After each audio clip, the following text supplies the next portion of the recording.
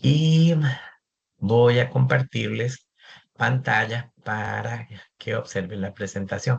Me dicen, por favor, si logran ver mi pantalla, porque a veces sí hemos tenido como ciertos problemas con la...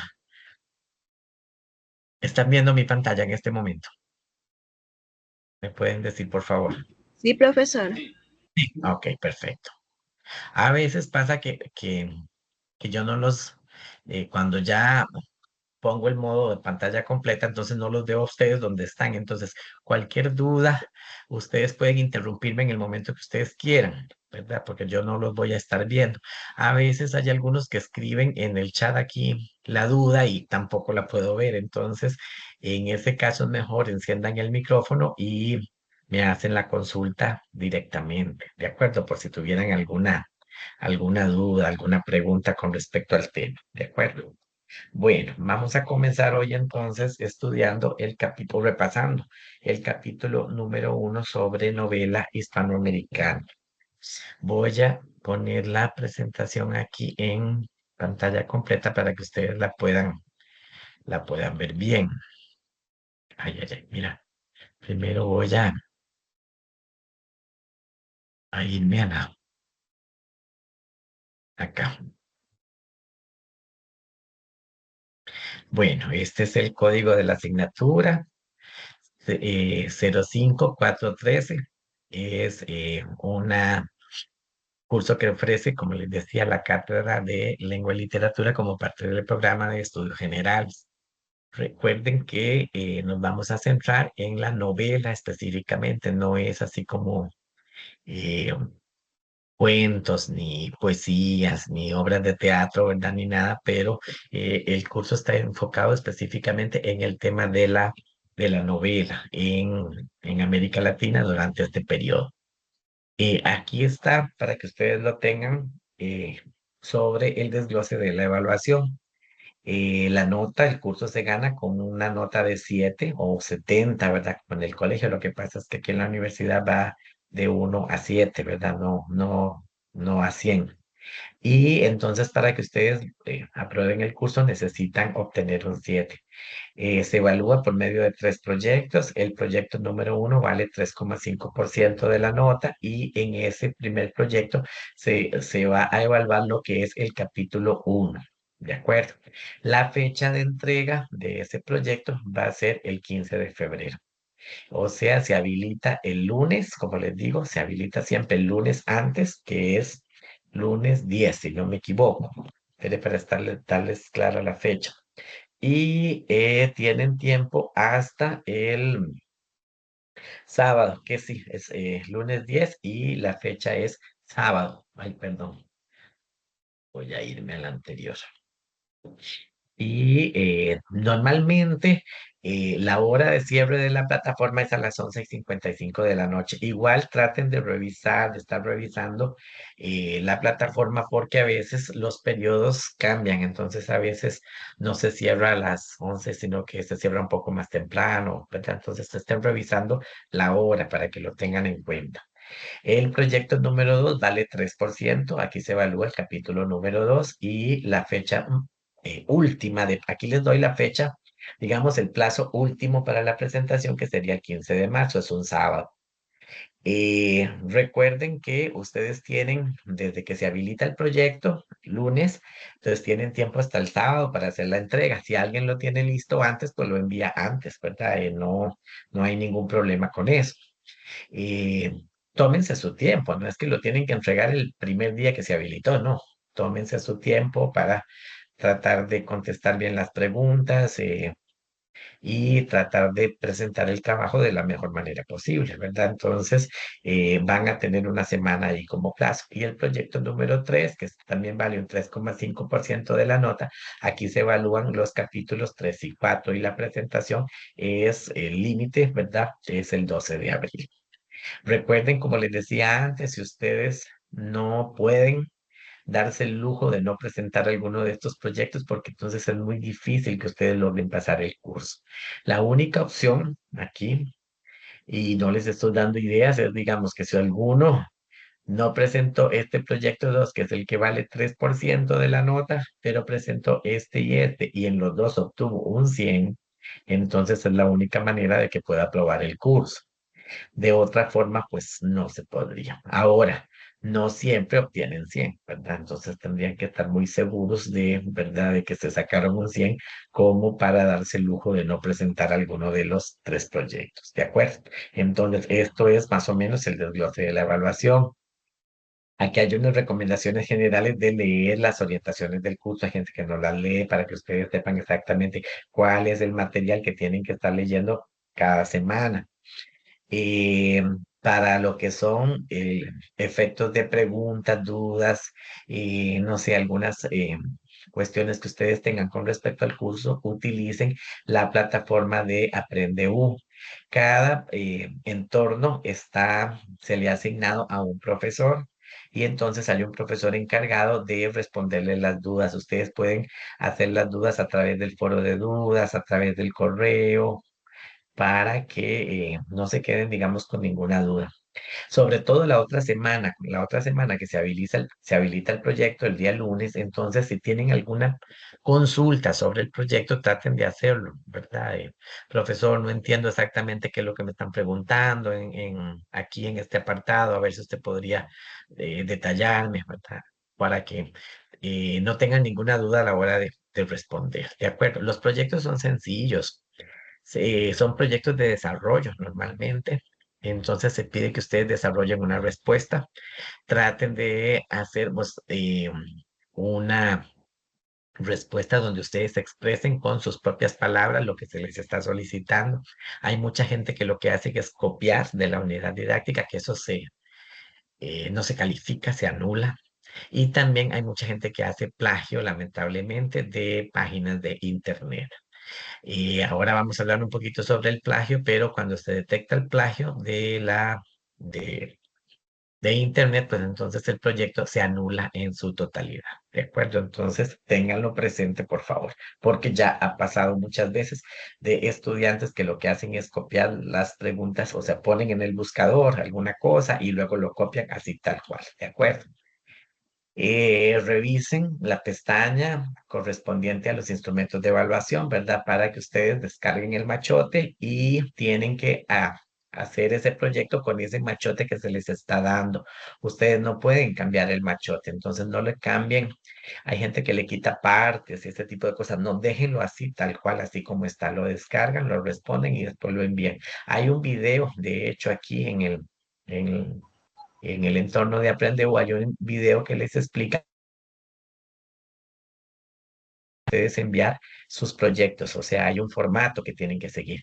A veces algunos cambian el formato, cambian la letra, cambian el machote, entonces a la hora de evaluar, en la parte que dice cumplimiento del formato, entonces ahí pierden puntos precisamente por cambiarlo.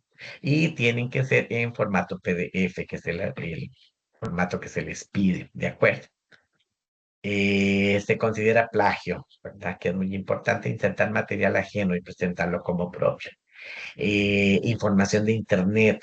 Hay una bendita página que hay, muchos estudiantes lo han. Ahora tenemos un problema muy serio que es el problema de la inteligencia artificial, ¿verdad? Estas chat que se meten y les redacta las respuestas, ¿verdad? Y ese tipo de cosas. Bueno, estamos implementando algunos programas en la UNED para tratar de detectar ese tipo de cosas. Siempre a veces es un poquito complicado detectarlo, pero sí se detecta.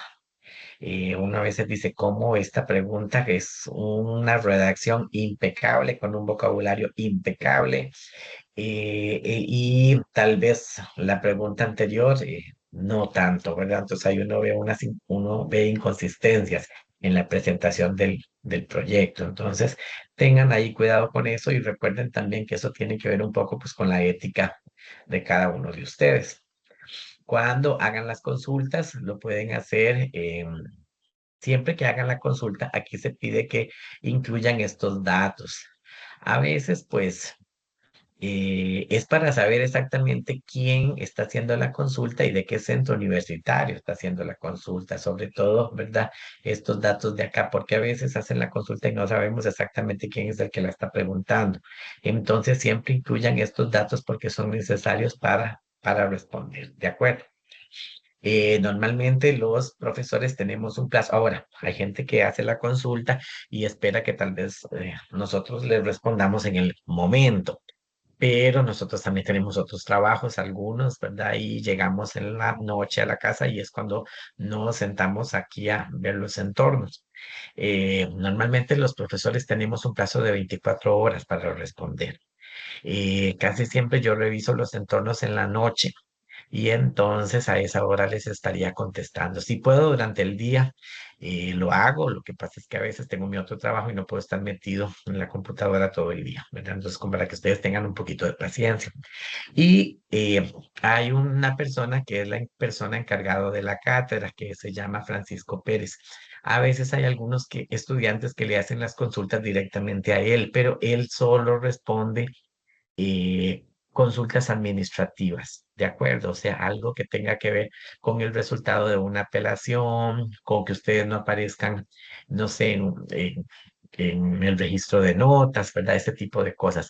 Si son consultas propiamente de la materia, de la unidad didáctica, esas las tienen que hacer ustedes con el profesor encargado de su entorno. ¿De acuerdo? Entonces tienen que dirigirse directamente a él o a ella para hacerle las consultas respectivas sobre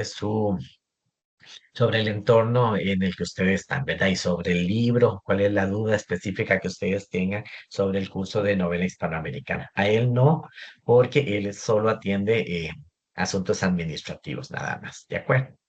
Y también a veces, ya para terminar aquí como con esta parte, es que a veces los estudiantes hacen grupos de WhatsApp. Eso nos ha pasado. El problema de los grupos de WhatsApp, allá ustedes, y bueno, si ustedes quieren hacerlo, lo hacen, o sea, no es que les esté diciendo que no o que sí. Lo que pasa es que en los grupos de WhatsApp no hay un tutor que esté ahí presente. Entonces, a veces la información que circula en esos grupos no siempre es correcta. Ha pasado, porque nos ha pasado, que en un grupo de WhatsApp una vez una muchacha preguntó algo sobre una pregunta ahí del proyecto. Entonces otro le respondió, bueno, yo puse y escribió como la respuesta que él había notado y resulta que toda la gente que estaba en ese chat copió así la respuesta tal cual que el muchacho eh, tal vez amablemente la puso ahí como para aclararle la duda a la compañera, pero entonces todo el mundo la copió y a todas las personas que tenían la misma respuesta, pues se les anuló, ¿verdad? Entonces, más bien tengan cuidado con ese tipo de cosas, ¿verdad? Por eso advertimos un poco sobre lo que son los grupos de WhatsApp o, ¿verdad? El uso de las redes sociales, porque recuerden que no es un medio oficial, ¿de acuerdo? Bueno, y ya ahora sí entraríamos propiamente a lo que es el capítulo uno. Como les digo, como les decía al principio, este curso no es una historia de la literatura en América Latina, en Hispanoamérica, sino que es un curso que se centra específicamente en el desarrollo de la novela y específicamente durante el periodo del siglo XX. Entonces, vamos a contar con textos relativamente actuales, obras de Gabriel García Márquez y de algunos escritores latinoamericanos que tal vez ustedes hayan escuchado en algún momento. Entonces, esos son los textos a los cuales nos vamos a estar haciendo referencia, ¿de acuerdo? Nos va a explicar, el libro nos explica cuáles fueron las influencias que tuvo la literatura durante este periodo, cuáles fueron las corrientes ideológicas que influenciaron a los escritores durante este periodo. Entonces es para que ustedes tengan en cuenta. Y también se centra específicamente en el tema de la novela. Por eso no hay en la unidad didáctica ni en la antología referencias a teatro hispanoamericano o a poesía hispanoamericana y ese tipo de cosas, porque es un curso centrado específicamente en la novela. ¿De acuerdo? Entonces, aquí en el primer apartado se nos va a hablar un poquitito nada más como para que nosotros tengamos referencias sobre el origen de la literatura. Recuerden algo importante, el lenguaje tiene una función que nosotros creemos que es la función principal del lenguaje, que es la comunicación, ¿verdad? Y de hecho esa es la que es. Pero además de esa función, el lenguaje tiene otras funciones. También no solo con el lenguaje se comunica, se, se mantiene en relaciones sociales, entonces el lenguaje también tiene una función social, pero también el lenguaje tiene la función de registrar lo que vive un pueblo durante un periodo determinado de su historia. Entonces, a través del lenguaje, el ser humano usa esa herramienta que es el lenguaje para dar registro de su existencia, de lo que ha vivido, de lo que le ha tocado vivir en un periodo determinado. Entonces es como nacen estos textos, con un afán a veces de informar, de registrar, con un afán de tal vez de a las personas, pero el lenguaje tiene estas funciones, ¿verdad? No solo la de comunicar, sino también la de contar historias. En el caso de América Latina, se tiene algunos registros sobre textos que nos hablan la visión de mundo de los pueblos que habitaban estas tierras antes de la llegada de los españoles.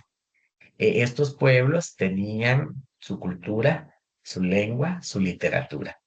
Lo que pasa es que la mayoría de estos textos se perdieron durante el periodo de la conquista, en la que muchos de estos pueblos fueron saqueados y sus templos fueron destruidos, entonces se quemaron sus bibliotecas, sus archivos, entonces lamentablemente mucha de esa literatura se perdió. Entonces, no tenemos ahorita textos completos.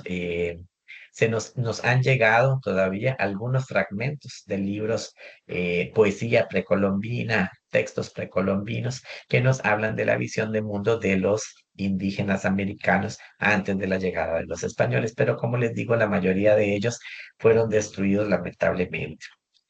Ahorita les voy a dar nada más unos ejemplos de textos que todavía se conservan algunos fragmentos. Entonces, la literatura precolombina con la que se cuenta es realmente muy poca por todo este proceso de violencia que fue la conquista de América Latina. Entonces, al darse este proceso, mucho de todo este bagaje cultural que tenían estos pueblos indígenas americanos, pues fue destruido por los españoles, por los conquistadores europeos que llegan a estas tierras y destruyen casi que todo lo que se encuentran a su paso. Todo por el afán tal vez de saquear y de encontrar oro, que era el fin tal vez más importante que ellos tenían, y entonces destruyeron toda la cultura, impusieron la cultura de ellos, que es la cultura europea. También tenemos otro tipo de registros, otro tipo de textos que se llaman las crónicas coloniales, pero estas crónicas coloniales, recuerden que ya son textos que se escriben en el momento en el que ya llegan los españoles aquí, a estas tierras, bueno, los españoles, los europeos, y comienzan a registrar por medio de estas crónicas todo lo que ellos van viendo en estas tierras. Recuerden que la crónica fue un género literario que busca contar de manera detallada, paso por paso, un hecho, ¿verdad? Una situación. Entonces la crónica va describiendo punto por punto lo que ellos van viviendo o lo que ellos van descubriendo en cada pueblo que conquistan. Entonces, en estas crónicas coloniales, lo que nos dan es la visión, en este caso, de los españoles o de los europeos sobre lo que ellos perciben en este nuevo mundo que están descubriendo. Obviamente ellos en estas crónicas descubren un poco como el asombro que les resulta esta realidad americana, este nuevo mundo. Hay, es todo nuevo para ellos, la cultura de estos pueblos, hasta el color de la piel, algunos animales que ellos no conocían, los templos que tenían los indígenas americanos. Entonces, el hecho de enfrentarse con lo que son sacrificios humanos, para ellos era una abominación y ese tipo de cosas. Entonces, ellos lo van registrando en estas crónicas coloniales. Y también algunos animales, ¿verdad? Animales que ellos no conocían en Europa que llegan a conocer en el momento en el que pisan estas tierras, ¿de acuerdo? Pero aquí es la diferencia con los textos precolombinos, es que aquí es la visión del europeo con respecto a la realidad americana, mientras que aquí en los textos que ahorita les menciono, pues es la visión del indígena. y casi siempre estos textos indígenas eran sobre todo de carácter religioso. Muchos textos, como les digo, indígenas precolombinos fueron silenciados, se consideraban textos profanos, textos que tal vez para el español no representaban nada y entonces fueron silenciados, incluso fueron prohibidos por los españoles. Algunos ellos se mantuvieron, ¿verdad? Y por eso se rescataron algunos pocos, pero en realidad casi toda el bagaje literario indígena antes de la llegada de los españoles pues fue borrado, lamentablemente, ¿de acuerdo? Y estos textos estaban escritos en lengua indígena, en lengua náhuatl, ¿verdad? En la lengua de los aztecas, la lengua maya, el quechua y bueno, el quechua, ¿verdad? Lengua de los incas, ¿verdad? Y la lengua de los mayas, ¿de acuerdo? Bueno, de los pocos textos que se conservan sobre América Latina antes de la llegada de los españoles, vamos a tener estos que les cito acá, el Popol Vuh, que es uno de los documentos más significativos de la cultura maya. Este Popol Vuh es interesante porque el Popol Vuh es un texto de carácter religioso que explica el origen del mundo, el origen del hombre, el origen del ser humano en la Tierra y el origen del cosmos, de cómo fue que surgió el cosmos, la Tierra, los animales, las montañas, el mar, todo ese tipo de cosas, desde la cosmogonía maya. Entonces es un texto que tiene un marcado carácter religioso. Nosotros en este momento se estudia el Popol Vuh, los fragmentos que se conservan, no está completo, pero se estudia como un texto literario. Sin embargo, para los indígenas era su religión, no era como un texto propiamente literario, sino más bien era un texto religioso. Es lo que pasa muchas veces con la Biblia, ¿verdad? Si ustedes estudian la Biblia, uno a veces no ve la Biblia como un texto literario, sino que la ve como un texto religioso, pues para los que creemos en lo que ese texto dice. Entonces uno lee un relato como el Génesis, por ejemplo, que explica el origen del hombre y cómo Dios creó al ser humano y al mundo y este tipo de cosas, para nosotros es una creencia de nuestra religión. Entonces, lo mismo pasaba con el Popol Vuh, ¿verdad? Que para los indígenas eso era pues su religión. Entonces, es un texto que tenía un carácter sagrado. Y también está el Chilam Balam, que también es de la cultura maya, ¿verdad? Que relata las fases culturales por las que transitaron los mayos durante la península de Yucatán. Eh, el Chilambalán, sí, es un texto interesante también, porque en el Chilambalán es como un texto escrito por, eso no, en realidad no es un texto, sino es una colección de textos. Y lo interesante de ello es que hay una persona ahí que es como que profetiza la llegada de los españoles. Entonces, cuando los españoles llegan, los indígenas sabían que ese momento iba a pasar, que en algún momento iban a llegar personas con estas ciertas características, blancas, de ojos claros, cabello rubio, y entonces que esto iba a ser el desastre y el fin de su pueblo, de su civilización. Entonces, es un texto profético que nos habla de precisamente de eso, de lo que se suponía que iba a pasar en cuanto llegaran los españoles a estas tierras. No hay como autores definidos, ¿verdad? Pero sí se cree que los autores de estos textos pues eran personas que pertenecían a la realeza, a la nobleza indígena de esa época. Acuérdense que para esta época, pues la forma como tenían ellos de entretenerse era a través del contar historias. Y también por eso es que ha costado mucho que el texto se conserve, porque muchos de estos, de los relatos que se transcribieron aquí, no eran relatos, no era una literatura que se hacía para escribir, sino más bien era para contar. Muchos de esos textos recogen relatos eh, sobre cuentos orales, o sea, se transmitían de generación en generación. Los padres se los transmitían a sus hijos, ellos los aprendían y se los contaban a sus hijos y entonces ahí se iba transmitiendo estos relatos, ¿de acuerdo? Hasta que alguien, pues en algún momento decidió escribirlos, pero originalmente eran textos de carácter oral. También algunos de esos textos se rescataron por los españoles. Cuando ellos aprenden estas lenguas maya, la lengua quechua, la lengua náhuatl, entonces ellos hacen una traducción de estas lenguas al castellano y entonces más o menos rescataron algunos fragmentos de estos textos. En ellos se destaca el tema religioso, como les digo, y también se expresa el dolor y el malestar de los pueblos indígenas americanos ante la conquista española, que como ustedes saben fue muy violenta, y donde se saqueó todo lo que se pudo y se destruyó pues todo lo que se pudo también. Bueno, luego tenemos estos otros textos que son las crónicas coloniales, que en el caso de las crónicas coloniales son los primeros relatos escritos sobre el continente americano, o sea, son los primeros relatos escritos en lengua española que hablan sobre el continente americano, ¿de acuerdo? Pero aquí tenemos la visión de mundo del europeo, la visión de mundo del español. Entonces, obviamente, me disculpan, es que estoy un poco resfriado. En estos textos, los españoles defienden sus intereses, entonces ellos justifican la conquista, justifican la violencia, diciendo que ellos están aquí trayendo la civilización a este mundo, ¿verdad? Y ese tipo de cosas.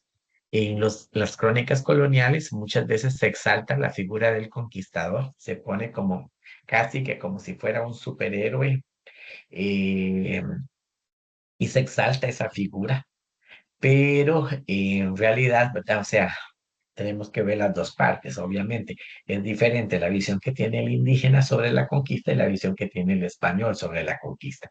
Ellos lo relatan como si fuera una gran obra lo que están llevando a cabo. El destruir, el matar, el violar, el asesinar a todos estos pueblos y obviamente se justifica con un afán, sobre todo económico, ¿verdad?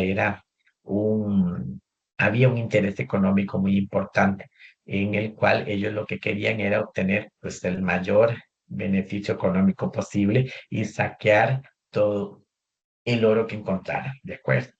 Para ellos, digamos, en lo que son las crónicas coloniales, se trata de una misión civilizadora, ¿verdad? Ellos siempre ven este proceso de conquista como una misión que ellos tienen de traer la civilización a estas tierras. En las crónicas, ellos destacan el asombro, ¿verdad? Ante una realidad que para ellos es nueva, la riqueza y la diversidad natural de este nuevo mundo, ¿verdad? Pero muchas veces le atribuyen cualidades fantásticas. Por ejemplo, los españoles no conocían los manatíes, eh, y estos animales, ¿verdad? Marinos, entonces ellos piensan que son sirenas. Por eso en algunas de las crónicas coloniales se habla de que hablan de los manatíes como si fueran las sirenas y dice que no son tan bonitas como ellos se imaginaban, ¿verdad? Obviamente ustedes han visto un manatí, pues el animal no es muy bonito que digamos, entonces ellos pensaban que eso eran las sirenas y por eso en las crónicas se habla de que no son tan bonitas.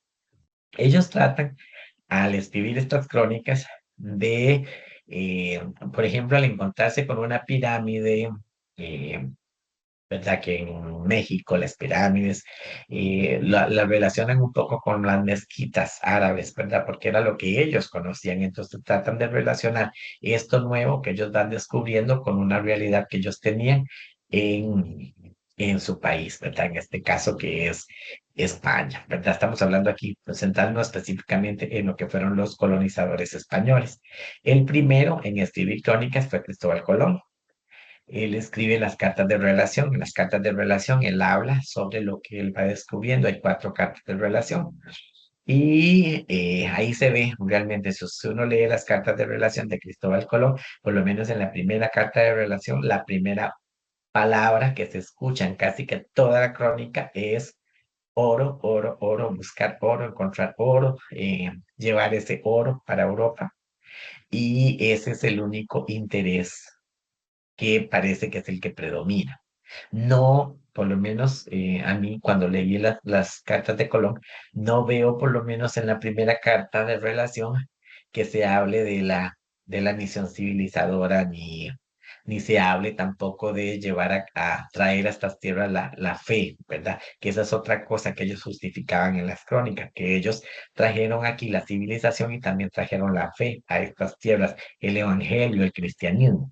Es hasta en la 4 carta de relación de Cristóbal Colón cuando él empieza a hablar sobre catequizar a todos estos pueblos, traer el evangelio, traer la fe cristiana católica en ese caso, ¿verdad? Pero uno a veces se queda pensando si no sería más bien un pretexto, o sea, al no encontrar este oro que ellos querían, por lo menos no tan pronto ni en las cantidades que ellos querían. Entonces, bueno, dice, "Ve, no hay oro, entonces por lo menos evangelicemos a estos pueblos, ¿verdad? Estos salvajes que viven aquí, ¿verdad?" Entonces pareciera que ese fue como el pretexto para tapar esta otra parte, ¿de acuerdo? Entonces es importante ver cuál es la visión que tienen los colonos europeos, ¿verdad? Sobre estas tierras. También hay otros como Hernán Cortés, Bernal Díaz del Castillo y Fray Bartolomé de las Casas. De los tres, el que se dedicó a la defensa de los grupos indígenas fue este último, Fray Bartolomé de las Casas, que habla de que a los españoles se les está yendo la mano en cuanto al saqueo y las matanzas que están haciendo, las violaciones, los niños que mataban, ¿verdad? Y ese fue uno de los primeros en alzar la voz y quejarse o exponer, digamos, esta violencia que estaba significando la conquista española. ¿De acuerdo? Bueno, entonces, más o menos esto es lo único que se nos menciona aquí en el capítulo 1 sobre la literatura prehispánica. Es muy poco en realidad. Y como les digo, lo que nos queda de ella es realmente unos pocos fragmentos. No tenemos libros completos, ¿verdad? Precisamente por la destrucción que se dio de todos estos textos. Se consideran textos profanos, textos que no valía la pena recuperar al hablar de dioses que ellos no conocían, porque ellos, ¿verdad?, solo se enfocaban en el Dios cristiano, entonces esto se consideraba paganismo y brujería y ese tipo, más que en Europa existía la Inquisición que perseguía a los que no eran creyentes, entonces encontrarse con estos pueblos, ¿verdad?, que tenían otro tipo de dioses, que hacían sacrificios humanos, pues entonces la literatura se menospreció y entonces muchos de estos textos pues fueron quemados, ¿de acuerdo? Bueno, básicamente eso es lo que nos habla el autor sobre la literatura prehispánica. Ahorita, en este capítulo 1, nos vamos a centrar en aspectos eh, de análisis literario, como para que ustedes recuerden un poquitito sobre el análisis literario, el narrador, ¿verdad? Y ese tipo de cosas, para que a partir ya del capítulo 2 ustedes puedan tal vez reconocer estos elementos de análisis en algunos de los textos propuestos, ¿de acuerdo? Entonces vamos a comenzar primero estableciendo una definición, si es que es posible lograr eso, de literatura. A veces la literatura no es tan simple. Si uno le pregunta a alguien qué es literatura, pues más o menos la persona tiene una noción. Uno distingue qué es un texto literario y del que no lo es, ¿verdad? Si yo les muestro a ustedes un texto de un periódico y un libro de Gabriel García Márquez, ustedes me pueden decir cuál es el texto literario y cuál no.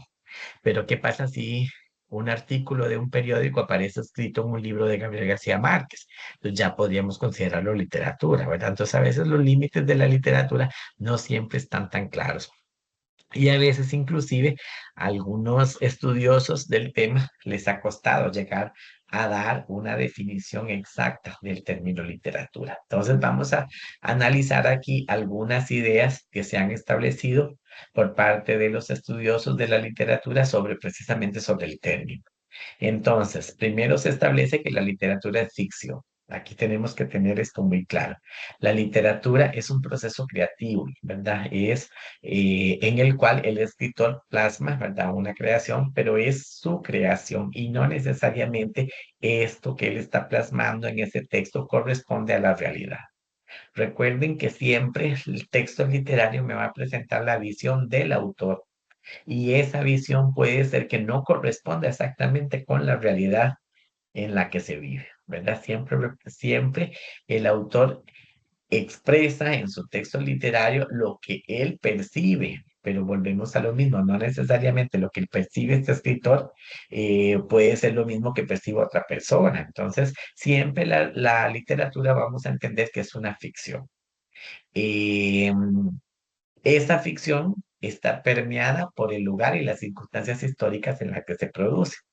El autor en ella expresa su visión de mundo. Recuerden que cuando nosotros estudiábamos un texto literario en el colegio, a veces los profesores de español se referían un poquitito a lo que es el contexto histórico en el que surge el texto, porque el texto no surge de la nada, el texto surge en un momento, en una época específica. Entonces, el texto nos va a presentar qué es lo que está pasando en ese contexto y en esa época.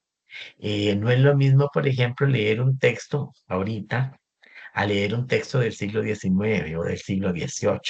¿Por qué? Porque el contexto ha cambiado, la realidad ha cambiado. Entonces, el autor va a expresar la visión de mundo que él tiene en el momento en el que le corresponde vivir, ¿de acuerdo? Entonces, siempre vamos a tener diferentes visiones, diferentes puntos de vista con respecto a lo que vive el autor en su mundo. Igual no es lo mismo un texto mexicano a un texto costarricense, a un texto colombiano, porque son realidades distintas y contextos distintos. Entonces, el autor pues va a hacer referencia al mundo que a él le corresponde vivir. El término literatura proviene de una palabra en latín que se llamaba litera, que significa letra. Los griegos llamaron la poiesis, pero poiesis era un término para referirse a algo como más artístico, ¿verdad? O sea, cuando hablamos de poiesis, ya es un texto en el cual el lenguaje se ha, digamos, elaborado, se han buscado las palabras más adecuadas para crear algo artístico. Entonces, por eso la literatura también se ve como un arte, porque no es, o sea, no cualquiera de nosotros podía escribir. Bueno, sí podemos escribir, me refiero, ¿verdad? Si nos dicen escriban algo, pues todos los podemos escribir, pero pero no necesariamente a veces eso que nosotros escribamos podría considerarse como literatura. Tiene que haber algo que, que haga a esa creación diferente, ¿verdad? Para que se considere literatura. Entonces tiene que haber a veces un trabajo con el lenguaje para unir las palabras de forma tal que cree un texto literario y que ese texto literario sea considerado como parte de la literatura y del arte literario, ¿de acuerdo? Es una práctica social, porque como les digo, social y cultural, porque surge en un contexto. El autor utiliza símbolos del lenguaje. eh, Hay mucho simbolismo en los textos literarios. Por eso es que es importante aquí utilizar y reconocer cuáles son estos símbolos a la hora de hacer la interpretación del texto. ¿Qué simboliza la luna? ¿Qué simboliza el color negro? ¿Qué simboliza un cuchillo, por ejemplo? ¿Qué simboliza el nombre, Doña Bárbara, por ejemplo? Entonces, a veces los símbolos están presentes y forman parte después de un proceso de interpretación que tiene que hacer el lector, ¿verdad? Para poder hacer una lectura y poder interpretar lo que el autor está queriendo decir en ese texto. Es una práctica discursiva, ¿verdad? Porque usamos el lenguaje caracterizada por la legitimación de estrategias culturales a partir de la legitimación de estrategias particulares de la lengua cotidiana. Entonces, es usar la lengua cotidiana para crear algo nuevo. En eso reside tal vez el poder creativo del lenguaje, ¿verdad? El lenguaje, la literatura, utiliza las palabras de todos los días, las palabras con las que nos comunicamos para crear, para decir algo que nunca nadie antes había dicho, ¿verdad? En el texto literario, el autor tiene que tomar el lenguaje, este lenguaje con el que nos comunicamos todos los días, con el que hablamos, con el que interactuamos, y estructurar las palabras, las oraciones, los textos, los párrafos, de forma tal que pueda crear algo que nunca antes se ha dicho, que nunca antes se ha creado. ¿De acuerdo? En eso reside tal vez el poder creativo del texto literario. Bueno, la literatura dice que constituye una práctica artística, se ha considerado siempre un arte, una manera pero también es un arte, pero es una manera del conocimiento. O sea, cuando nosotros leemos un texto literario, estamos también conociendo la época en la que surgió ese texto. O sea, leer un texto como El Quijote, por ejemplo, entonces reconocemos ahí visiones de mundo, cómo estaba dividida la sociedad en esa época específica, cuáles eran las clases sociales que habitaban ¿verdad? En ese pueblo español durante ese periodo en el que se escribe El Quijote, cuál era la cultura del pueblo, las monedas. Entonces es una forma de conocimiento también de la realidad. Es una práctica que elabora una realidad posible con una gran riqueza simbólica. La literatura utiliza muchos símbolos. Estos símbolos sobre todo se usan en poesía Hay escritores como, por ejemplo, García Lorca, Federico García Lorca, que si ustedes leen los poemas de él, entonces, cada elemento que aparece ahí es un símbolo que representa algo. La luna, el cuchillo, la noche, el color, ¿verdad? Ya sea el color blanco, el color negro, ¿verdad? Entonces, todo esto nos remite una riqueza simbólica muy importante y que nos va a ayudar a poder interpretar el texto. El texto también admite diversas lecturas, o sea, en el texto no hay una única interpretación posible, sino que hay varias y se nutre también de otras formas de arte. A veces la literatura se relaciona pues con la música, con la historia, con el arte en general, etcétera. El análisis literario se enriquece con el estudio de la historia y la sociología para descifrar los contextos presentes. Por eso es que es importante cuando estudiamos un texto literario, pues enfocarnos también un poco en la historia, ¿verdad? De saber qué era lo que estaba pasando en el mundo en ese momento o en el país en ese momento, ¿verdad? Como para tener una idea más clara, más completa de toda la realidad que nos describe el texto. La literatura crea una verdad, pero no necesariamente referencial, como les digo, porque la literatura no es una copia exacta de la realidad. Un escritor jamás va a copiar la realidad de la forma exacta, siempre va a haber una visión de mundo ahí presente. Y muchas veces los escritores, con el afán de ser creativos, pues rompen con las fórmulas tradicionales establecidas. Muchas veces ellos rompen con la manera tradicional de escribir, entonces a veces hay textos que son bastante complicados, ¿no creo? Escribir un texto no es fácil y a veces leer ciertos textos tampoco son fáciles. Hay textos que son bastante complejos y para poderlos entender requieren de un proceso de lectura bastante grande que hay que hacer, un esfuerzo, ¿verdad? Bastante grande que hay que hacer. Entonces, la literatura también es una práctica compleja con el lenguaje, ¿de acuerdo? Bueno, ¿cuáles son las características principales del texto literario? Primero, la ambigüedad. ¿Qué quiere decir esto? Que a veces en los textos literarios los significados no están tan claros. Por ejemplo, en el caso de un texto científico y de un texto literario, en el texto científico lo que interesa es básicamente el mensaje, o sea, transmitir un conocimiento que todo el mundo entienda. Sin embargo, en el texto literario a veces importa no solo el mensaje, sino que también importa cómo se dice ese mensaje. ¿De acuerdo? Entonces, a veces los significados en el texto literario no están tan claros. A veces le toca al lector descubrir qué es lo que quiso decir el autor en un fragmento determinado. ¿De acuerdo? Entonces, por eso es que a veces los textos literarios pueden resultar ambiguos. Por ejemplo, ponerles un ejemplo. Antes en el colegio se leía en quinto año una novela de un escritor costarricense llamado Joaquín Gutiérrez que se llamaba La hoja de aire. En la hoja de aire, pues se cuenta la historia de una pareja que se separaron, él se fue para México y ella se queda aquí en Costa Rica. Entonces a veces los chiquillos me preguntaban, pues leía en quinto año, preguntaban, bueno, ¿por qué este hombre Arturo nunca volvió con Teresa? Porque él se fue para México y ella se quedó aquí, porque nunca se separó, porque la novela no dice exactamente, nada más dice que él se fue a México a probar suerte como actor y ella se quedó aquí, pero que Teresa siguió siendo siempre el gran amor de su vida. Entonces los chicos decían, pero ¿por qué no la buscó? ¿Pero por qué no habló con ella? Pero lo que pasa es que el texto no lo dice, pero hay un fragmentito que en donde Arturo a cada rato menciona mi vida cuesta abajo como vuelta de carnero y mi vida cuesta abajo como vuelta de carnero y no sé qué. Bueno, esa frase tan simple, ¿verdad? Si yo se las digo a ustedes, bueno, a uno no le dice nada. Lo que pasa es que aquí es donde vuelvo a lo mismo. Hay que ver el contexto histórico en el que surge el texto, ¿verdad? Este señor, y a veces inclusive es importante hasta conocer un poquito la vida del autor. Este señor Joaquín Gutiérrez había vivido en Argentina. En Argentina existe la música, el tango, ¿verdad? Que es como muy típico de Argentina. Y entonces hay un tango famoso que habla, y ese fragmento, Mi vida cuesta abajo como vuelta de carnero, pertenece a la letra de una canción, de un tango. Entonces en esa canción, la mujer le fue infiel al hombre. ¿Me explico? Entonces ahí está la razón por la cual Teresa y Arturo pues nunca o habían perdido el contacto. porque Teresa aparentemente le había sido infiel a Arturo. Pero vuelvo a lo mismo, el texto es tan vivo, el texto no lo dice, o sea, no hay en ningún momento que diga que a Teresa, ¿verdad?, le fue infiel, no, para nada. Entonces ahí le toca al lector ir descubriendo cuál es el significado del texto. Y como les digo, a veces esto puede ser un poquito complejo, ¿de acuerdo?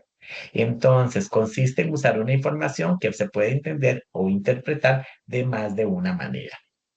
Esto también va a depender mucho, la interpretación que yo le dé va a depender mucho de mi capacidad como lector, ¿verdad? Porque ya y no cualquiera, si alguien no sabe de tangos y no sabe, ya, pues no va a interpretar nada.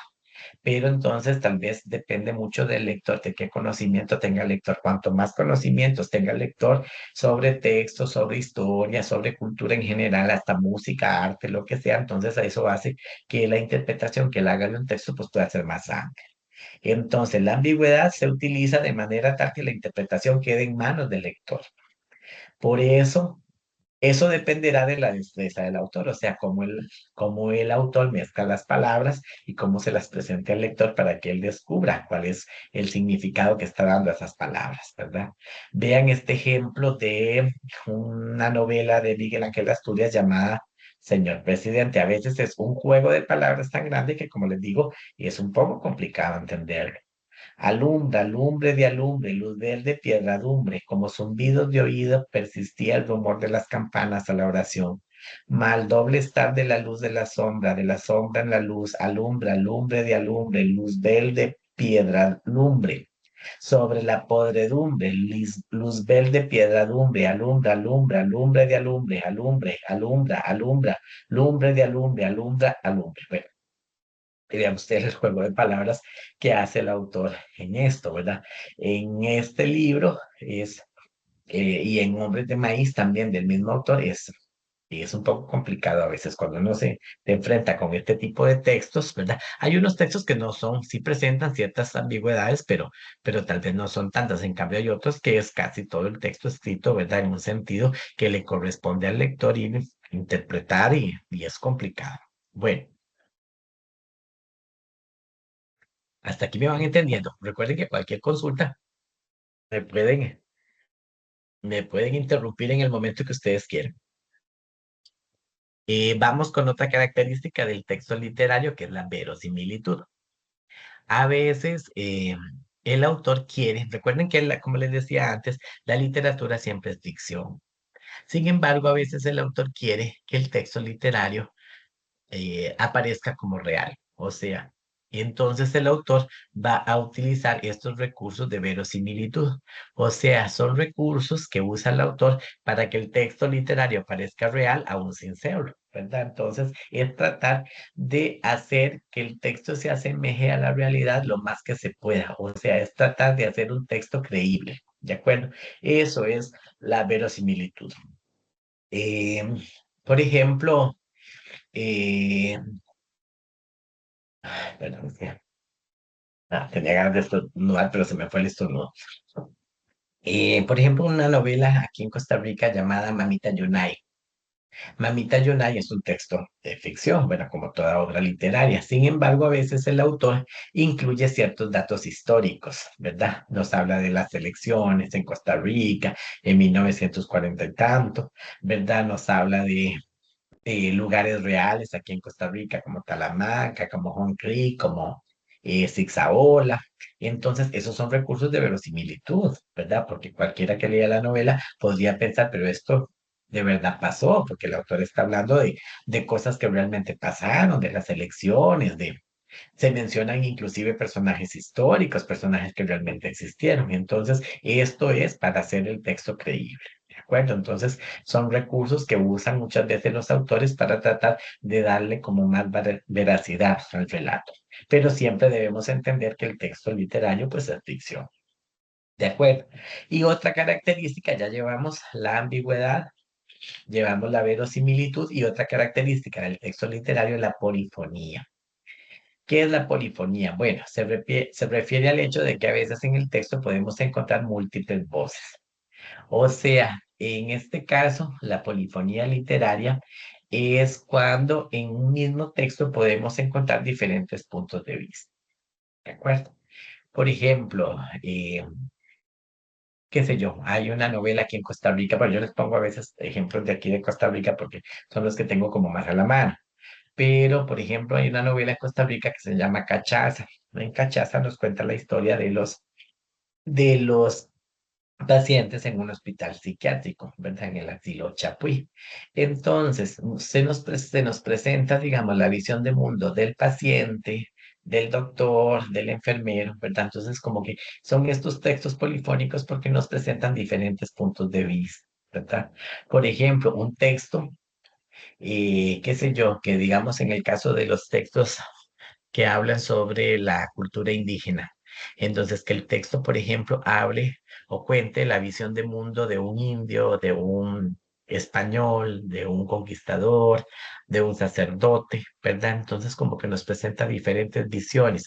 Cada uno tiene una visión diferente de los hechos. Entonces, esto es lo que hablamos de un texto polifónico. ¿De acuerdo? No sé si les queda claro, ¿verdad? Aquí hay un ejemplo de una novela de Carlos Fuentes que se llama La ciudad y los perros, que nos cuenta historias de un grupo de muchachos, ¿verdad? En un colegio militar en Perú llamado el Colegio Leoncio Prado. Entonces la novela cuenta, digamos, con la visión que tenían distintos personajes sobre la misma realidad que estaban viviendo. Entonces aquí el autor nos presenta, digamos, tal vez la visión de un adulto, la visión de un niño, la visión de un hombre, la visión de una mujer, la visión del director del colegio, ¿me explico? Entonces hay diferentes visiones. Entonces esto es lo que hablamos de, o lo que se llama un texto polifónico. Inclusive a veces el autor puede jugar un poco como con los narradores. Muchas veces estos textos aparecen fragmentos narrados, por ejemplo, en un narrador protagonista, en un narrador omnisciente, en un narrador testigo, porque precisamente se trata de dar diferentes visiones sobre los hechos, ¿de acuerdo? Entonces, en eso reside pues la polifonía, ¿de acuerdo? Entonces, esas son algunas de las características de los textos literarios, la ambigüedad, la polifonía, la verosimilitud. Bueno, vamos a repasar ya aquí esto tal vez para ustedes les resulte un poquito más fácil porque lo vieron en el colegio, entonces para que recuerden sobre los géneros literarios. Acuérdense que los géneros literarios tienen que ver específicamente con la forma en cómo el texto está escrito, ¿verdad? Entonces, el texto, dependiendo de sus características formales, se va a ubicar en diferentes géneros, género cuento, género lírico, género novela, género drama, género ensayo, etcétera, etcétera, ¿verdad? Entonces, vamos a tener varios géneros literarios, pero nos vamos a enfocar específicamente en algunos de los más comunes. Primero tenemos el género lírico, que se menciona aquí, que el género lírico corresponde a un tipo de texto en el cual aquí la intención del autor no es narrar, sino que la visión del autor es expresar.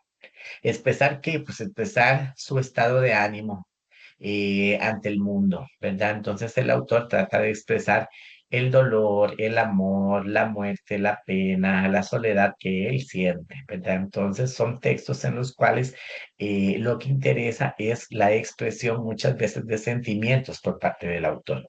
Recuerden que la lírica es el género literario propio de la poesía. La poesía muchas veces hay poesías que narran, ¿verdad? Hay poesías narrativas. Sin embargo, la poesía más bien busca como expresar los sentimientos por parte del autor, ¿de acuerdo? Entonces, utiliza un montón de imágenes y figuras literarias para producir significados nuevos.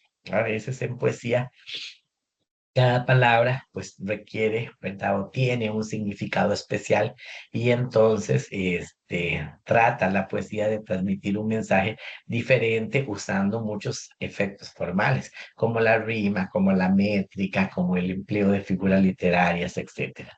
¿Se acuerdan de una poesía que tal vez ustedes leyeron en el colegio, que se llama Romance Sonámbulo? No sé si lo recuerdan, verde, que te quiero verde, verde viento, verde ramas, el barco sobre la mar y el caballo en la montaña, ¿verdad? Entonces, en este tipo de textos, el autor expresa, eh, hay símbolos ahí, el verde, ¿verdad? El color que simboliza el verde, que la muerte, que la llegada de alguien, que la esperanza de reencontrarse con alguien, ¿verdad? Entonces, es todo un juego ahí de palabras que se hace, ¿verdad? Con la intención de transmitir un mensaje y de transmitir significados nuevos, ¿verdad? Muchas veces el escribir poesía implica también un trabajo importante con el lenguaje para darle forma y colorido, ¿verdad? A esos textos que se están escribiendo a través de las figuras literarias y de la rima y de la métrica, ¿verdad? Los recursos que el autor utiliza. Luego hay otro género literario que se llama el género dramático, que este corresponde a lo que es el teatro. ¿Verdad? Que es cuando el texto se escribe con el fin de ser representado ante un público en un escenario. Entonces, el teatro es un conjunto de obras dialogadas, o el drama, ¿verdad? El género dramático corresponde al conjunto de obras dialogadas en las cuales el autor busca, ¿verdad? Que este represente esa obra ante un público en un escenario. Se cuenta una historia por medio de la representación escénica. El teatro requiere de una serie de elementos externos eh, para crear como un mayor efecto significativo, como el vestuario, la música, la escenografía, los bailes, los cantos, ¿verdad? Depende de la obra de teatro que se esté representando. Entonces, en este caso, aquí las obras no son narradas, sino que son contadas. En este caso se utiliza el diálogo, ¿verdad? Como una forma de expresión del arte aquí literario, ¿verdad? Los personajes son actores, ¿verdad? Entonces, bueno, ustedes entienden aquí a qué género literario me estoy refiriendo. Tenemos otro género importante que es el género ensayo, que este género ensayo se considera un género literario, se considera parte de la literatura. Lo que pasa es que no es un género que sea utilizado exclusivamente por la literatura, ¿verdad? Sino que el ensayo es utilizado por otras disciplinas como el arte, como la religión, como la política, la economía, etcétera. En el ensayo, recordemos que lo que interesa es expresar una opinión, ¿verdad? Es cuando el autor trata de expresar de manera subjetiva su visión de mundo ante un hecho, ¿verdad? Entonces, es cuando el autor expresa qué es lo que él piensa sobre un tema determinado, sobre un tema de actualidad. A él le interesa la enunciación de ideas, o sea, presentar una serie de ideas con el fin de convencer al lector de algo, ¿verdad? Y muchas veces en el ensayo, el lector, perdón, el autor busca que los lectores ejerciten la crítica, o sea, que el lector eh, se cuestione la realidad que él vive, ¿verdad?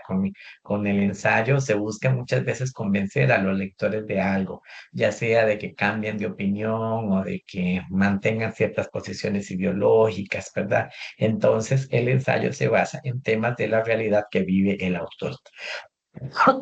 A diferencia de, por ejemplo, un género como la novela o el cuento, en el cual el autor tiene que crear un mundo literario, crear personajes y una historia, ¿verdad? En el ensayo no, en el ensayo el autor toma un tema de actualidad, por ejemplo, la contaminación ambiental o, qué sé yo, la violencia, y entonces toma este tema y expone cuál es lo que, su opinión sobre ese tema. Muchas veces él puede investigar y una vez que ha investigado, entonces él escribe, ¿verdad? O enuncia una serie de ideas para que el autor eh, las analice, ¿verdad? Y ya sea que las siga o no, ¿verdad? Lo que interesa, como les digo, a veces es convencer aquí al lector de que lo que el autor está escribiendo pues tiene validez. Y luego tenemos por último el género narrativo, ¿verdad? Que es cuando se narra a través de la palabra, ¿verdad? Cuando se cuenta una historia por medio de la palabra. Aquí al género narrativo pertenecen estos géneros que ustedes recordarán del colegio, que son el cuento, la novela. Hay géneros menores como la leyenda, la fábula, el relato, eh, etcétera, ¿verdad? Hay varios. Entonces nos vamos a centrar en estos dos, que son así como los más conocidos. En el caso del cuento, que acuérdense que el cuento es pues un relato corto, ¿verdad? Normalmente es un relato caracterizado por su intensidad y su economía expresiva, o sea, no es un texto excesivamente largo y ni en el cual el autor va a profundizar mucho, sino que más bien es un texto en el cual el autor trata de exponer una serie de acontecimientos, pero de una forma breve, ¿verdad? La brevedad y la síntesis son así como los rasgos más sobresalientes del género cuento. Pero en el caso de la novela, que la novela sí es un texto escrito en prosa, ¿verdad? Y es extenso, y en el cual sí busca el autor organizar una historia, contar una historia, ¿verdad? Con un discurso, ¿verdad? Y una serie de voces y puntos de vista. En la novela ya lo que son los espacios, los ambientes, los temas, sí se desarrollan con mayor amplitud. La novela pues suele ser mucho más compleja que el cuento por presentar diversidad de acontecimientos, diversidad de temas, diversidad de personajes y diferentes matices y puntos de vista. La novela es ficción narrativa porque crea o nos presenta una visión de mundo, ¿verdad? Y propone una interpretación de la realidad humana, ¿de acuerdo? Bueno, hasta aquí. No sé si tienen alguna pregunta. Recuerden que me pueden interrumpir en el momento que ustedes gusten. ¿Todo está bien? ¿Sí me están entendiendo? Me dejaron solo. Sí, profe. Están ahí todos. Ah, bueno, qué dicho. Bueno, vamos a repasar ahorita algunos elementos estructurantes del relato literario, o sea, algunos elementos de análisis literario propiamente. Estos elementos de acá es importante que ustedes los entiendan bien porque a veces las preguntas de los proyectos se refieren a esto. Por ejemplo, que ustedes tal vez expliquen alguno de estos elementos y que después ustedes busquen un ejemplo dentro de los fragmentos de novelas que están en la antología. Entonces es importante que ustedes los entiendan, ¿verdad? Algunos de ellos probablemente ustedes los vieron en el colegio, los tengan ahí presentes, pero tal vez hay otros que sean nuevos para ustedes, o tal vez no sé si se les ha olvidado lo del colegio, todavía lo tienen ahí presente. Pero bueno, entonces vamos a repasar cuáles eran los elementos estructurantes. Entonces, estos son elementos de análisis literario, ¿verdad? Como para que lo tengan presente. Entonces, dice que el relato literario se presenta un mundo en el que intervienen dos niveles. Uno es la historia y el otro es el discurso. En el caso de la historia es lo que se cuenta, o sea, la historia tiene que ver con el argumento, con lo que se está contando, ya sea en el cuento o en la novela que estamos leyendo. Entonces, esto tiene que ver con las acciones que van sucediendo una después del otro. Por ejemplo, no sé, una novela como Doña Bárbara que nos cuenta la vida de una mujer dentro de la pampa venezolana, ¿verdad? Entonces, digamos como que cuál es la historia ahí, ¿verdad? La vida de Doña Bárbara, desde el principio hasta el final, sus amores, sus desamores, la relación con su hija, ¿verdad? Ese tipo de cosas. Y eso sería la historia. Pero después tenemos el discurso. Parecen eh, iguales, pero no lo son, ¿verdad? La historia es lo que se dice, pero el discurso también es cómo se dice, ¿verdad? Ya tiene que ver con la forma con la cual la historia es contada, ¿verdad? Tiene que ver con una cuestión de forma, ¿verdad? Recuerden que en literatura es importante no solo lo que se dice, sino el cómo se dice, ¿verdad? Entonces, la forma como esa historia es contada. Y muchas veces aquí este discurso depende de cómo el autor dispuso las palabras para contarle al eventual lector esta historia de acá. A veces lo puede hacer de una forma simple, lineal.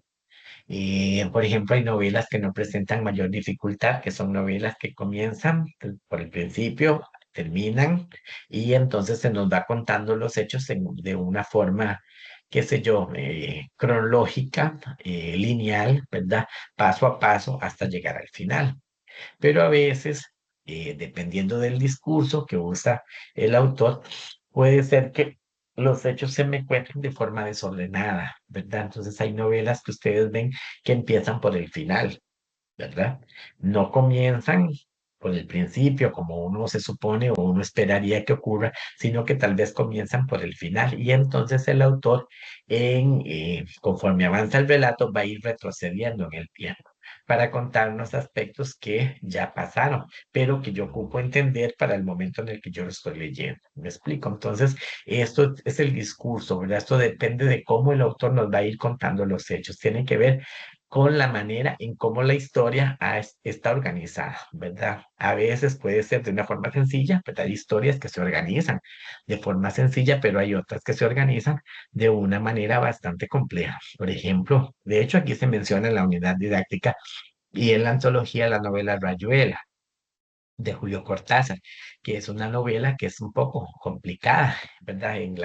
En la forma de contar la historia, porque es una novela que, por ejemplo, nos habla o sea, uno puede comenzar a leer del capítulo 1 hasta el final, ¿verdad? Que es la forma como uno está acostumbrado, pero también la novela nos presenta otra forma de lectura. Entonces el autor dice, lea el capítulo 7, del 7 pase al 23, del 23 devuelva hacia el 2, del 2 pase al 35 y entonces ahí hay un juego, ¿verdad? Hay una cosa ahí que muchas veces lo pierde a uno como lector. Entonces, todo esto forma parte del discurso, ¿verdad? De la forma como se cuenta la historia. Bueno, luego tenemos otros elementos, ¿verdad? Que este tal vez sí resulte conocido para ustedes, que es el narrador. El narrador es importante que ustedes recuerden que no hay que confundirlo con el autor, ¿verdad? El autor es la persona de carne y hueso, es la persona que escribió el texto, mientras que el narrador es un elemento interno dentro del relato. Es quien cuenta los hechos dentro de una historia, pero se refiere a algo interno, ¿verdad? No a la persona de carne y hueso. Dice que es un elemento estructurante del relato en el nivel del discurso, que crea una visión de mundo para mostrar su punto de vista y en ese mundo elabora una historia en la que intervienen personajes, espacios y acontecimientos. Es quien cuenta los hechos de sí mismo o de los otros, ¿verdad? El narrador puede mantener una relación de cercanía o de distancia con lo narrado. A veces uno siente en algunas novelas, cuando uno lee, uno siente como si el narrador estuviera de parte de algún personaje, como si estuviera a favor de algún personaje. Y también uno siente cómo el narrador expresa su antipatía por otros personajes. ¿Me explico? Entonces a veces hay una relación cercana ahí con la historia narrada. Por ejemplo, en una novela como Tenochtitlan, en la cual se nos presenta la destrucción o la caída del Imperio Azteca, ¿verdad? Por manos de los españoles. Entonces, como que el autor, en este caso, Tenochtitlan, a pesar de que es una novela que nos habla de la historia de México, fue escrita por un costarricense, José León Sánchez. Y entonces, en esa novela, José León Sánchez se identifica con el punto de vista de los indígenas. Entonces, nos trata de presentar a los indígenas como seres de un montón de cualidades. Los indígenas eran valientes, eran limpios, eran amantes de su cultura, de su religión, de su tierra, de su historia. Mientras que el invasor, en este caso el español, él, ¿verdad? Parece como si hubiera un interés por parte del narrador en dejarnos al conquistador muy mal parado, ¿verdad?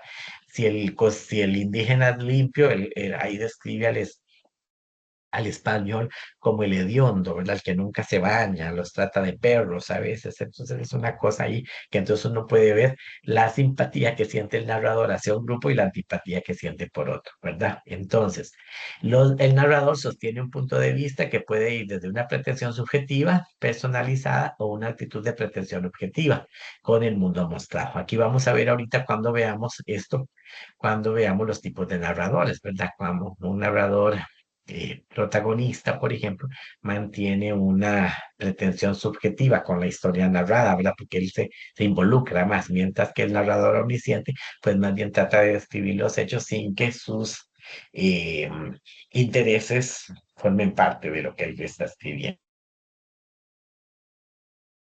Vamos a tener aquí tres tipos de narradores: el narrador omnisciente, protagonista y testigo, que ustedes lo recordarán del colegio.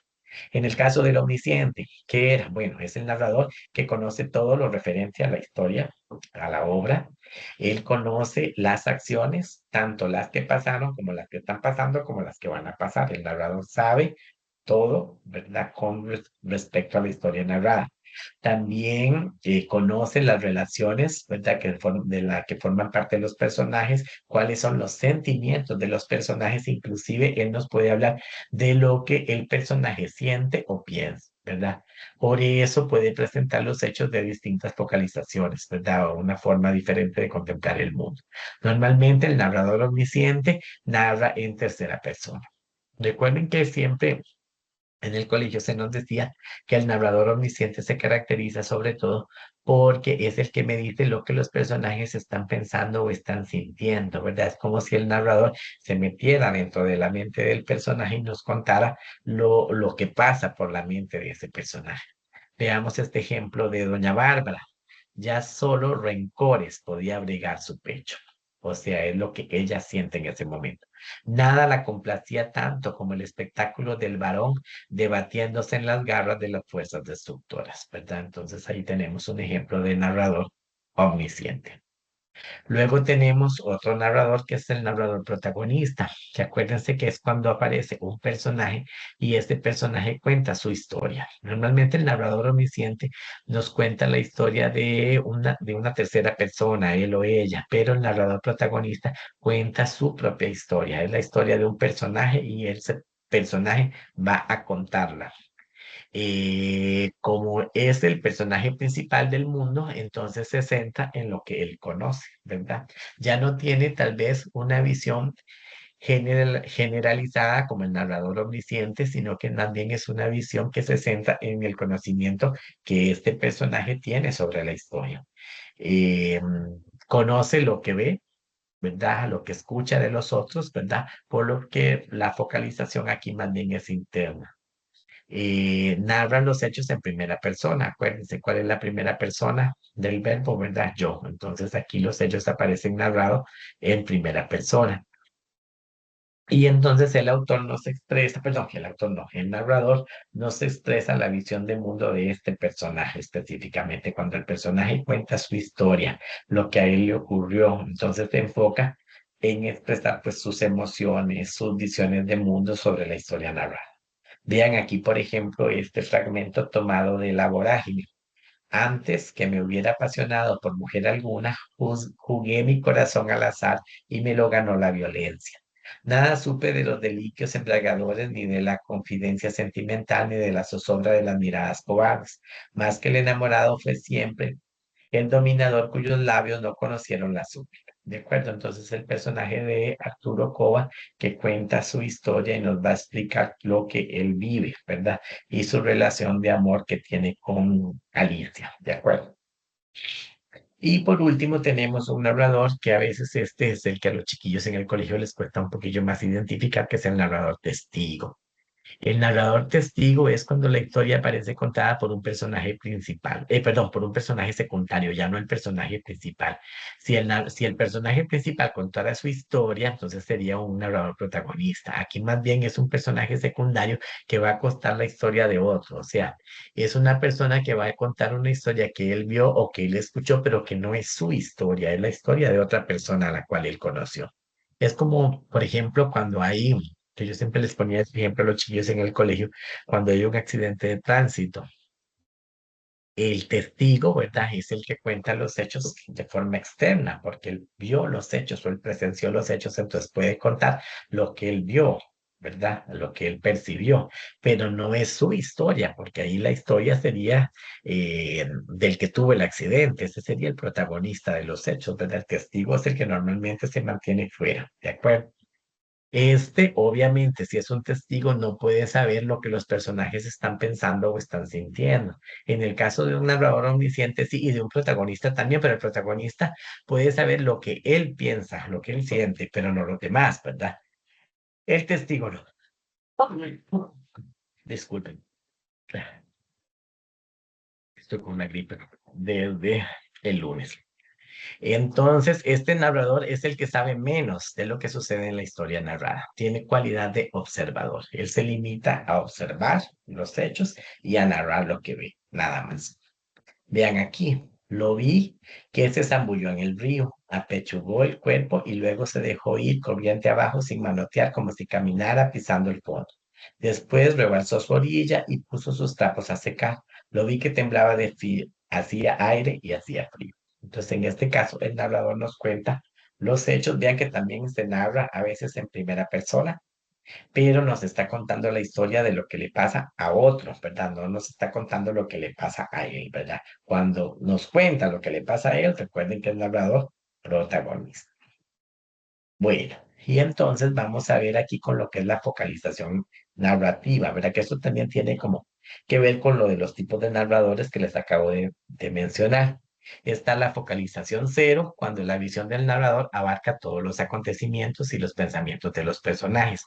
Cuando hay focalización cero en un texto, cuando el narrador es omnisciente. Acuérdense, el narrador, la visión del narrador abarca toda la historia, todos los acontecimientos que se narran y nos abarca inclusive lo que los personajes piensan o sienten. Entonces aquí hay focalización cero.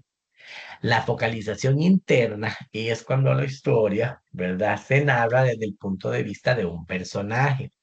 Entonces el personaje, él es el que tiene la información de la historia y entonces al ser él el único que tiene la información de la historia, pues es una información que se expresa de manera limitada y de manera subjetiva, ¿de acuerdo? Nos expresa lo que en este caso el personaje está sintiendo nada más. Cuando hay focalización interna, cuando el narrador es protagonista, ¿de acuerdo? Entonces, focalización cero es cuando hay narrador omnisciente y focalización interna es cuando hay en el texto un narrador protagonista. Y cuando hay focalización externa, en este caso la narración se hace desde una perspectiva exterior, pero sin conocer o conociendo muy poco la información interior de los personajes. Entonces, cuando hay esta focalización externa, cuando hay narración testigo. Vean que aquí, ¿verdad? Dice que es una narración, se hace desde una perspectiva exterior, igual que esta, ¿verdad? Aquí se hace desde una perspectiva exterior, con la diferencia de que en la focalización cero, el narrador tiene una visión completa de los acontecimientos, mientras que aquí yo tengo una perspectiva exterior, pero no conozco realmente o conozco muy poco información con respecto a la, a la, a los sentimientos, ¿verdad? O a la información interior de los personajes que participan en la historia. De acuerdo, si yo, por ejemplo, como narrador quisiera describir la historia de alguien que yo conocí en mi juventud, yo puedo contar esa historia, pero nunca sabré a fondo cuáles eran los sentimientos ni lo que pasaba por la cabeza de esa persona. Puede ser que yo suponga, ¿verdad? Lo que el personaje pensaba o lo que el personaje sentía en ese momento, pero mi visión es una visión limitada, ¿verdad? Entonces, por eso esta focalización se llama focalización externa. Se basa casi en la presentación de los acontecimientos. O sea, yo presento los hechos, como se dieron o como yo los vi o como yo creí que sucedieron, ¿verdad? Pero no puedo saber realmente la otra parte, ¿verdad? Porque no es mi historia lo que yo estoy narrando. ¿De acuerdo? Entonces, esto es lo que se conoce como focalización narrativa. De hecho, la vez pasada, bueno, una vez había salido una pregunta aquí de esto en el proyecto, ¿verdad? Que ustedes tenían que explicar estos conceptos y después buscar un fragmento en la que hubiera este tipo de focalización y ustedes pudieran identificarlo, ¿verdad? Entonces, por eso es importante que les decía que es importante que lo entiendan, ¿de acuerdo? Luego, en cuanto a la historia, vamos a ver algunos elementos que participan. Los personajes, ¿verdad? Que los personajes pueden ser personajes principales, personajes secundarios o personajes referenciales, ¿verdad? Normalmente los principales son los motores de la historia, ¿verdad? Son los que centralizan la atención. Los secundarios son los que ayudan a los principales o se relacionan con ellos de alguna manera. Y los personajes referenciales que no los puse aquí, pues son los que apenas se mencionan. Nunca aparecen dentro del relato, nunca aparecen dentro de la historia, sino que nada más se hace mención de ellos. Son figuras narrativas que adquieren vida propia dentro del relato. Muchos de ellos aluden a cualidades arquetípicas o representaciones de los miembros de una familia. A veces, digamos, en esto de representaciones arquetípicas se refiere a que el personaje constituye un modelo, ¿verdad? Eh, Qué sé yo, en alguna época se dio mucho esto, ¿verdad? De que las novelas o las obras en general presentaban arquetipos, o sea, este es el típico, por ejemplo, Bufón, el payaso, ¿verdad? Entonces ese personaje reunía ciertas características propias, ¿verdad? De esa condición o la típica madre posesiva, o el típico esposo celoso, ¿verdad? O algo así, ¿verdad? Entonces son como personajes que representan ciertos modelos de vida. Muchas veces es interesante contemplar el nombre del personaje, porque el nombre puede tener una condición simbólica. Entonces, a veces cuando leemos la novela, como les decía, a veces es un poco complicado, pero es importante prestarle atención a todos esos personajes, a los nombres de los personajes, ¿verdad? Porque ya el nombre puede tener una connotación simbólica importante que nos podría a nosotros remitir a algo. No sé si ustedes, por ejemplo, leyeron en algún momento en el colegio un cuento que se llama El Clip de Sol. En el Clip de Sol, el personaje, ¿cómo se llamaba? Se llamaba señor Cornelio Cachera, ¿verdad? Entonces, a los chicos, ¿verdad? Se lee en séptimo todavía, pero entonces uno les pregunta, bueno, ¿a qué remite ese nombre? ¿Les dice algo ese nombre o no? Cornelio Cuernos, Cacheda Cachos, ¿verdad? Y el texto nos habla de una infidelidad. Entonces, el mismo nombre de este personaje ya nos sugiere algo, ¿verdad? Sobre la interpretación que yo tengo que hacer del cuento, ¿verdad? Entonces, es importante a veces prestarle atención a los nombres de los personajes porque los nombres indican algo. Si leemos, por ejemplo, Crónica de una muerte anunciada, cada nombre del personaje, de los personajes que aparecen ahí, ¿verdad? Tienen un significado y muchas veces se relacionan a veces hasta con la misma cuestión religiosa, Ángela, Vicario, Santiago, Nazar, ¿verdad? Bueno, cada uno de esos nombres, si nos vamos a la etimología del nombre, pues vamos a reconocer rasgos importantes para la interpretación de una novela como Crónica de una muerte anunciada. Entonces es interesante verla también. Bueno, luego los espacios, ¿verdad? Que los espacios constituyen, digamos, el entorno donde se desarrolla la acción, adquieren una dimensión simbólica porque nos remite a un contexto cultural. Pueden ser de carácter físico, histórico, geográfico o de moverse dentro de una condición simbólica. Recuerden que en el colegio se estudiaba el espacio físico, pero también dentro de una obra podemos hablar de espacio religioso, de espacio político, de espacio histórico, de espacio inclusive ecológico, social, ético, ¿verdad? ¿Cuáles son? Entonces vamos a tener varios espacios dependiendo de qué es lo que se trata de describirnos en el relato que estamos leyendo, ¿verdad? Pero entonces es importante irlos analizando. Bueno, luego tenemos estos otros elementos de la historia, que es el tiempo, que tiene que ver con el momento en el que ocurre la historia narrada. Puede ser tiempo cronológico, que esto es muy fácil de identificar. Recuerden que es el tiempo que se da de acuerdo al reloj, ¿verdad? Cuando en la novela se nos dice, por ejemplo, transcurrió una hora, transcurrieron 2 días, transcurrieron 2 semanas, transcurrieron unos meses, transcurrieron unos años, ahí hay tiempo cronológico. El tiempo, de alguna manera, se hace referencia a que el tiempo está transcurriendo. Mientras que a veces hay historias donde sabemos que el tiempo ha transcurrido, pero no nos dice, ¿verdad? Entonces hablamos de un tiempo interior, ¿verdad? Porque tiene que ver con una condición psicológica en el fluir de la conciencia del personaje. O sea, hay novelas que nos hablan de la angustia, ¿verdad? Esa sensación de angustia que siente el personaje, que sabemos que el tiempo está transcurriendo, pero que la historia no nos lo dice, ¿verdad? Entonces es este tiempo interior. Luego, el modo del relato, ya voy a terminar, porque tal vez ya se sientan un poco cansados, pero es que este capítulo es muy teórico porque nos habla de muchas de estas cosas. En el modo del relato tiene que ver con las estrategias en la presentación del discurso, ¿verdad? La forma como se cuenta la historia. Aquí tenemos, por ejemplo, estilo directo, que es cuando la historia se cuenta por medio del diálogo, por la palabra directa de los personajes. Normalmente en el estilo directo es cuando el narrador cede la palabra a los personajes y los personajes se expresan, perdón, directamente. Vean aquí en este ejemplo hay un ejemplo de estilo directo, lo reconocemos porque hay un diálogo y normalmente el diálogo se indica con un guión aquí al inicio. Sabe que murió don Lorenzo, ya era tiempo, ya había durado mucho. ¿Y ella dónde está? La niña Marisela, otra vuelta en Altamira. ¿De acuerdo? Entonces aquí hay un diálogo, en este caso, doña Bárbara habla con otro personaje que le hace referencia a la muerte de Lorenzo Barquero. En el caso del estilo indirecto es cuando el personaje no habla directamente, sino que el que habla es el narrador. En este caso, no hay un diálogo, sino que el personaje es el que me cuenta todo. Perdón, el narrador es el que me cuenta todo.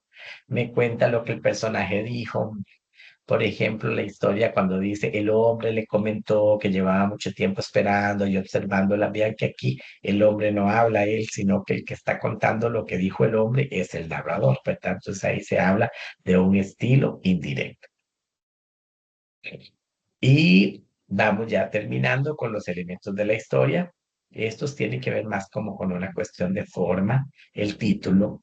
El título, lo que les decía muchas veces antes de los nombres de los personajes, los nombres, los títulos a veces forman en alguna medida una lectura que nos dice algo sobre lo que nos habla la novela.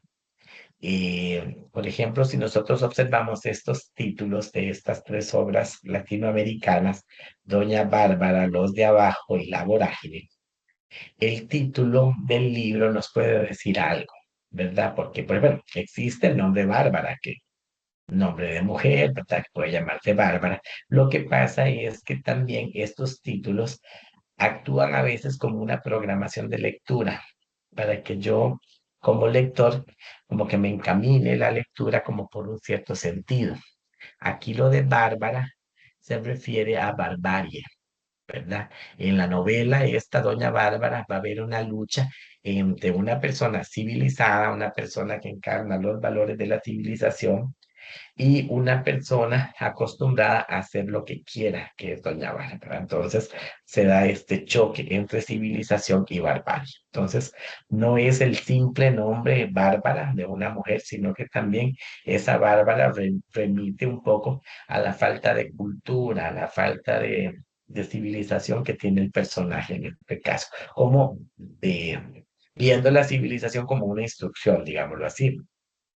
En el caso de los de abajo, pues vean que aquí está más simple el asunto porque nos remite a la historia que nos va a contar es precisamente no la historia de los sectores altos de la sociedad, de la historia de las clases dominantes, de las clases pudientes, ¿verdad? Sino más bien es la historia del pueblo raso, ¿verdad? Del pueblo, tal vez las clases más desposeídas, las más pobres de la sociedad, que a veces tienen que luchar en contra de estas clases altas que, ¿verdad? Que quieren imponer sus propias visiones sobre ellos, ¿verdad? Entonces ellos tienen que defenderse, ¿verdad? Entonces los de abajo me habla precisamente sobre un sector social específico. Y la vorágine, que recuerden que una vorágine es como un remolino, ¿verdad? O sea, es como entrar a un lugar donde va a haber un caos, una confusión, ¿verdad? Importante. Entonces, los personajes entran a la selva y la selva constituye una vorágine, ¿verdad? Porque la selva está llena de peligros, está llena de personas inescrupulosas que matan, que roban a otros, ¿verdad? Entonces esta selva atrapa a los personajes que se internen en ella, ¿de acuerdo? Entonces a veces el título me dice algo de la interpretación. Y por último hablamos del lector, ¿verdad? Que el lector a veces se pensaba antes que el lector tenía un papel pasivo, más bien como que el que tenía la parte activa en la historia, pues era el autor. Sin embargo, ahora la teoría literaria moderna nos dice que no, de verdad que el lector también asume un papel activo dentro de la interpretación del texto. O sea, muchas veces los textos dejan muchos elementos para que el lector interprete qué es lo que va a pasar. Entonces, el autor no lo dice todo en la historia, sino que el autor trata de que el lector participe activamente en la obra, para que dialogue con ella, para que él, digamos, complete el sentido. Entonces, aquí en la interpretación del texto no es algo dado, no es algo que está dado en la historia, en la novela, sino que más bien es algo que al lector le va a tocar ir descubriendo poco a poco conforme lo vaya leyendo, ¿verdad? Entonces, por eso se asume que el lector debe tener una participación activa en los textos, ¿de acuerdo? Bueno, y que se me hicieron, pero a ver dónde están aquí. Entonces, no sé si tienen alguna duda. Ya con esto terminaríamos el capítulo 1, ¿de acuerdo? Y más o menos esto es lo que nos habla un poco la unidad didáctica, ¿verdad? Son muchos aspectos de, de análisis, ¿verdad? De análisis literario. Entonces, como les decía, es importante que ustedes pues los entiendan bien cada uno de ellos. Bueno, no sé si tienen alguna consulta. Ahora sí, abro el espacio para consultas para ver si tienen alguna consulta y si no, daríamos por terminada la tutoría. Los escucho. Espero que me hayan entendido. De nuevo, profesor, muchas gracias. Por mi parte, todo Bueno, claro, profe Mario, muchas gracias. con mucho gusto. Vean, niños. Bueno, voy a terminar ¿y dónde está? Para dejar terminar ya la grabación de la tutoría.